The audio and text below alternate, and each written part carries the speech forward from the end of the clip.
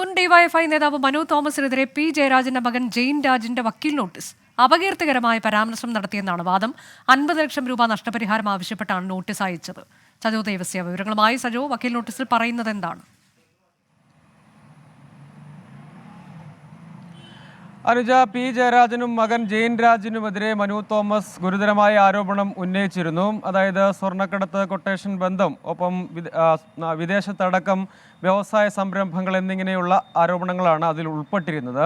അതിലാണിപ്പോൾ അത് അപകീർത്തി ഉണ്ടാക്കി മനഃപൂർവ്വം ഗൂഢാലോചന നടത്തി വ്യക്തിഹത്യയ്ക്ക് വേണ്ടി പ്രചരിപ്പിച്ചതാണ്. അത് വ്യാജ പ്രചരണമാണ്. അത് പിൻവലിച്ച് ഖേദപ്രകടനം നടത്തണം, 50 ലക്ഷം രൂപ നഷ്ടപരിഹാരം നൽകണം എന്നാവശ്യപ്പെട്ടുകൊണ്ടാണ് ഇപ്പോൾ നോട്ടീസ് നൽകിയിരിക്കുന്നത്.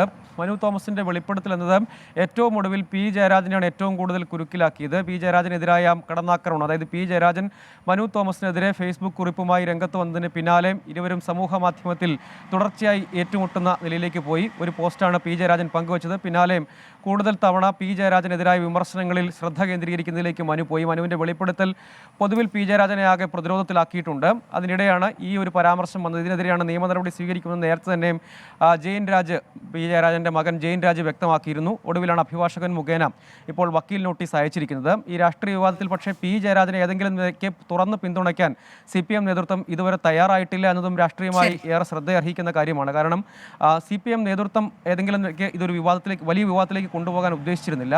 അടഞ്ഞ അധ്യായം എന്ന നിലയ്ക്കായിരുന്നു. പക്ഷേ പി ജയരാജൻ അതിൽ കയറി പിടിച്ചതോടുകൂടി വിവാദം കത്തിപ്പടരുന്ന സാഹചര്യം ഉണ്ടായി എന്നാണ് CPM നേതൃത്വത്തിൻ്റെ വിലയിരുത്തൽ. ഏതായാലും ഈ വിവാദം അങ്ങനെ കൊഴുക്കുകയാണ്.